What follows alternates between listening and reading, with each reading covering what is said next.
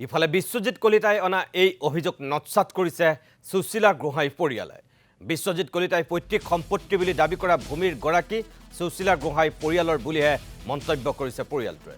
সুশীলা গোহাঁই পৰিয়ালক অত্যাচাৰ কৰি বিশ্বজিৎ কলিতাৰ গুণ্ডা বাহিনীয়ে ভূমি দখলৰ চেষ্টা কৰাৰ অভিযোগ উত্থাপন কৰিছে।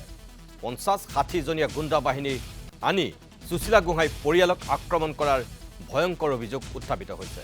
প্ৰকৃত ভূমিৰ গৰাকী যদি বিশ্বজিৎ কলিতাই হয়, আদালতৰ দ্বাৰস্থ হোৱাৰ দাবী সুশীলা গোহাঁই পৰিয়ালৰ।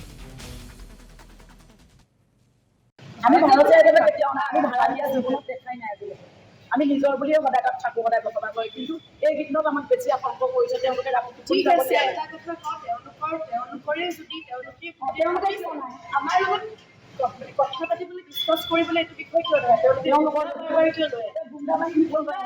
লিগেলটো কেতিয়াও নহয়, যদি তেওঁলোক লিগেল হয় আইনৰ সহায় লৈ পেলাই আহক। গুণ্ডা লৈ আমাক বাৰ বাৰ পিষ্টল দেখুৱাম, আমিতো পিষ্টল দেখালে ভয় খাবে হৈ ন? আমাকতো পিছৰ একো নাথাকে, বাৰ বাৰ সেইটো কাম কৰি